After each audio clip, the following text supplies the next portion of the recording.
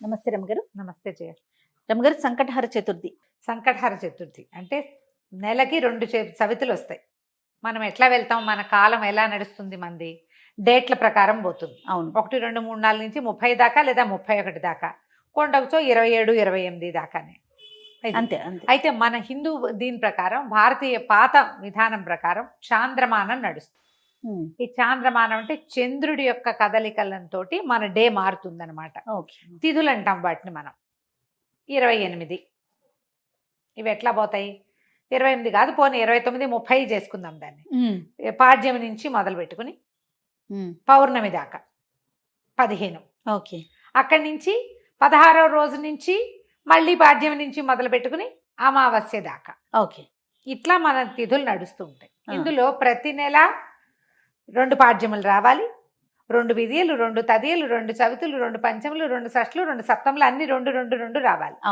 2 రానివి ఏమిటి? ఒకటి పౌర్ణమి, రెండోది అమావాస్య. అవి మాత్రం సింగిల్ డేట్స్. చతుర్దశులు, త్రయోదశులు, దశములు, ఏకాదశులు అన్ని 2 రావాల్సింది. ఏకాదశి నియమం మనకి సాధారణంగా ఉంటుంది. ఎట్లా? శుక్ల ఏకాదశి, బహుళ ఏకాదశి. ఏకాదశి నాడు ఉపవాసం ఉండటం, ద్వాదశి నాడు ద్వాదశ పారణ చేయటం మన తాలూకు హిందూ సంప్రదాయం.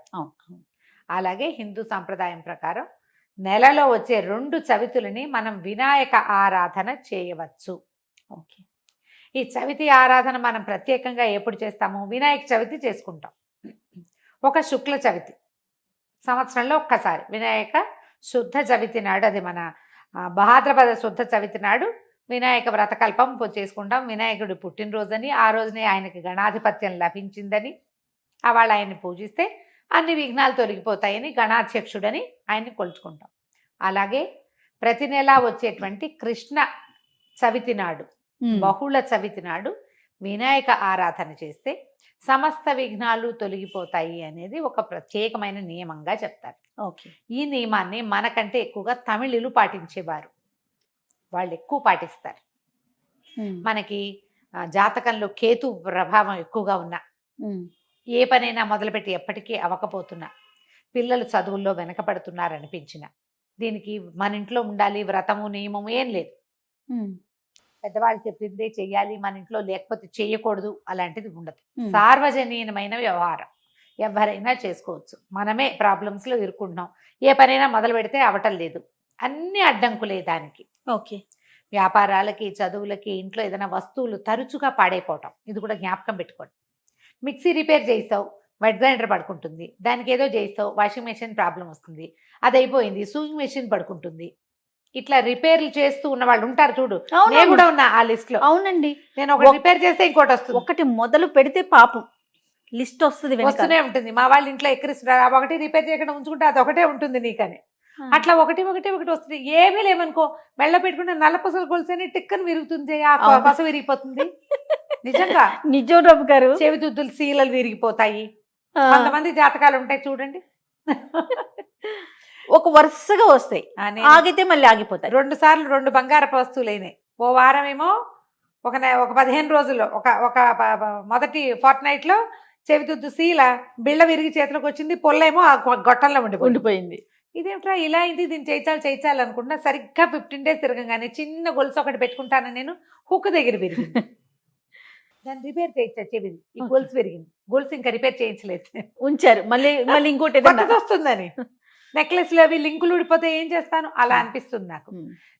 ఇలాంటి వాళ్ళు వీళ్ళందరూ సంకటహర చతుర్థి చేసుకోవచ్చు. సంకటహర చతుర్థి చేసుకుంటే బిజినెస్లో ఇబ్బందులు, చదువుల్లో ఇబ్బందులు, చిన్న చిన్న ప్రమాదాలు, ఇళ్లలో ఏ పని అనుకున్నా అవకపోటాలు, వీటన్నిటికీ సమాధానంగా ఉంటుంది. జాతకాల్లో అయితే మాత్రం కేతువు తాలూకు ప్రభావం ఉన్నప్పుడు, కేతువుతోటి ఇబ్బందులు పడుతున్నప్పుడు, గ్రహస్థితుల్లో కేతు ఉన్నప్పుడు కూడా మనం ఇది చేయమని చెప్తారు. ఏదైనా ఇంటి ప్రయత్నం చేస్తున్నప్పుడు ఆగిపోతుంది, అప్పుడు కొన్ని వారాలు మొక్కుకుని మనం కొన్ని నెలల పాటు చవితులు చేసుకోవచ్చు. ఈ చవితి చేసుకోవడానికి పెద్ద విశేషమైన చేత ఏమీ లేదు, సింపుల్ వినాయక పూజే. దీనికల్లా పగలు ఉపవాసం, చుక్కలు కనపడ్డాక భోజనం. ఆ చుక్కలు కనపడ్డాక ఉండ్రాళ్ళు కుడుములు చేసి బియ్యపు రవ్వతోటి చేస్తాం కదా, అవో మీ ఇళ్లలో ఎలాంటి అలవాట్లు ఉంటే పాలతాకలే పెడతాం వినాయకుడికి అని మీకు అలవాటు అనుకో, పాలతాకలు పెట్టండి. మన అలవాటు ప్రకారం. పెట్టుకోవచ్చు. కుడుములో ఉండ్రాళ్ళలో ఆయనకి నివేదన చేసి నమస్కారం చేసుకుని చంద్రుని చూసి అన్నం తినేసేయచ్చు. పగలు ఉపవాసం ఉండే సంకష్టి అంటారు మహారాష్ట్రియన్స్, కన్నడిగులు బాగా చేస్తారే? బాగా ఎక్కువ ఉంటారు. మన వైపు తక్కువ, కానీ మన వైపు కూడా ఇప్పుడు కనపడుతున్నారు బాగా. నాకు కూడా అలవాటు ఉంది, నేను చేస్తాం. అంటే కమ్యూనిటీ వైజ్ గా చేస్తారా రమ్మగారు? అలా ఏం ఉండదమ్మా, అలా ఏం ఎవరైనా ఇది ఓ చేసుకుంటారు. పెద్ద పూజ హడావిడి ఏం లేదు కదా. అది ఏకాదశిలానే, ఏకాదశి లాగానే. కాకపోతే మనం వినాయకుడికి కొలుస్తాం ఇది ఇప్పుడు. సంకటహార చతుర్థి. మనకి కష్టాలు ఇబ్బందులు ఉన్నప్పుడు రుణ విమోచన గణపతి స్తోత్రం అని ఒక ప్రత్యేక స్తోత్రం ఉంది. ప్రణమ్య శిరసాదేవం గౌరీపుత్రం వినాయకం, ఇలా స్టార్ట్ అవుతుంది. ఆ స్తోత్రం చదువుకోవచ్చు. అబ్బే అవేవి రావండి. సుముఖశ్రీగదంతస్య కపిలో గజకర్ణికః మనకు వచ్చు కదా, అంతే. ద్వాదశ నామాలు, అవి చదువుకోండి. వినాయకుడికి కొంచెం గరిక, వాకిట్లో ఎక్కడైనా పెరళ్ళల్లో ఉన్న బాల్కనీ కుండీల్లో ఉంటే గరికని పెక్కండా ఉంచుతా నేను. ఆ వినాయకుడికి పెట్టుకోవచ్చు అని చెప్పి, బుధవారం నాడు పెట్టచ్చులే అని. ఆ 2 గరిక పోచలు వినాయకుడికి సమర్పించడం, ఉండ్రాళ్ళు సమర్పించి నమస్కారం చేసుకోండి. ఇది చాలా మంచిది. మరి పసుపుతోటి వినాయకుడిని చెయ్యాలి అదేదో సిద్ధాంతంగా చెయ్యొద్దమ్మా. ఎంత సింపుల్గా అయినా చేసుకోవచ్చు. సాయంకాలం సమీపంలో ఉన్న ఏ దేవాలయంలోనే గణపతి చతుర్థులు చేస్తారు. అన్ని చోట్ల వినాయక ప్రతిష్ట ఉన్న ప్రతి చోట సంకటహార చతుర్థి పూజ చేస్తారు. వెళ్ళి గుళ్ళో పూజ చేయించుకోండి, హాయిగా ఇంటికి వచ్చి భోజనం చేయండి. అంతే. కుడుములు ఏమైనా ఉండి మీ గుళ్ళో వాళ్ళు ఒప్పుకుంటే, ఆ దేవాలయం పద్ధతిని బట్టి కదా, ఒప్పుకుంటే మీరే కుడుములు తీసుకెళ్ళి స్వామివారికి అక్కడ నివేదన చేసి అందరికీ ప్రసాదం పంచిపెట్టండి.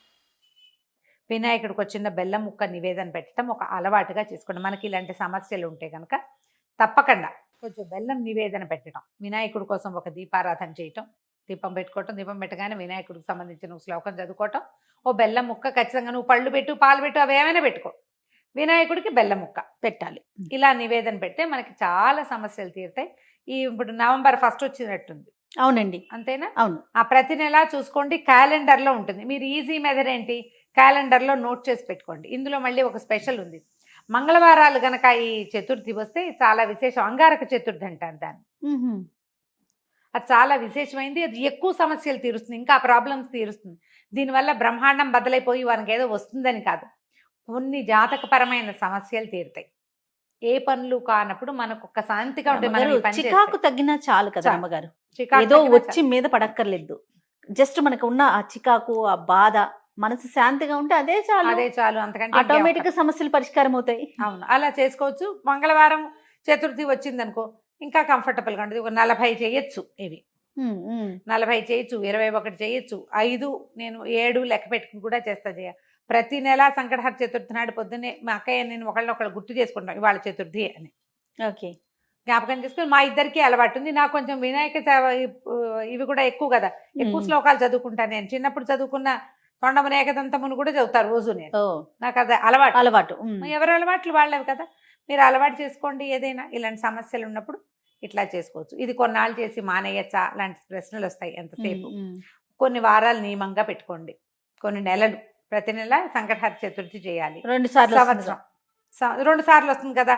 మీరు కృష్ణ చతుర్థి మామూలు చతుర్థి కూడా చేసుకోవచ్చు. లేదా నేను సంకష్టే చేస్తాను అంటే కనుక సంకష్టులు మాత్రమే చేసుకోవచ్చు, సంకటహర చతుర్థి మాత్రమే చేసుకోవచ్చు. ప్రతి నెల చేస్తే ఇప్పుడు సంవత్సరం చేద్దామని మొక్కున్నాం అనుకోండి, 12 అవుతాయి. ఒకవేళ మధ్యలో ఒక నెల పీరియడ్ వచ్చింది, ఆడవాళ్ళకి సమస్యలు వస్తాయి, ఇంకోసారి మళ్ళీ మొదలు పెట్టక్కర్లేదమ్మా, కంటిన్యూ చేసుకోవచ్చు. దీనికి మీరు ఈజీ మెథడ్ ఏంటంటే, ఇప్పుడు స్మార్ట్ ఫోన్లు వచ్చినాయి కాబట్టి స్మార్ట్ ఫోన్లో చూసుకుని పెట్టుకోండి డేట్లు. నేనైతే క్యాలెండర్లో రౌండ్ ఆఫ్ చేసి పెట్టుకుంటా ఇవాళ చతుర్థి అని. వాళ్ళు కూడా ఎర్ర వినాయకుడు బొమ్మ వేస్తుంటారు, అక్కడ వినాయకుడి బొమ్మ కనపడుతుంది, టీటీడీ వాళ్ళ దాంట్లో కనిపిస్తూ ఉంటుంది. సో గుర్తుపెట్టుకుని ఆ రోజున మీరు చేయవలసింది ఏంటి, వినాయకుడికి సంబంధించిన స్తోత్రం చదువుకోవటం, 2 గరిక పోచలు తెచ్చి వినాయకుడికి సమర్పించడం, కొంచెం కుడుములో ఏవైనా నివేదన చేయటం, పగలు ఉపవసించి చంద్రుడు కనపడ్డాక దండం పెట్టుకుని భోజనం చేయటం చేసి చూడండి. మీకు చాలా ఇబ్బందులు తొలుగుతాయి. పెద్ద విశేషంగా ఏదో మాత్రం కాదు, మంచిది. మీకు ప్రధానమైనది ఏంటంటే ఇబ్బందులు తొలుగుతున్నట్టు కనపడుతుంది కానీ. అది రైట్ అమ్మగారు. నమస్తే. నమస్తే జీ.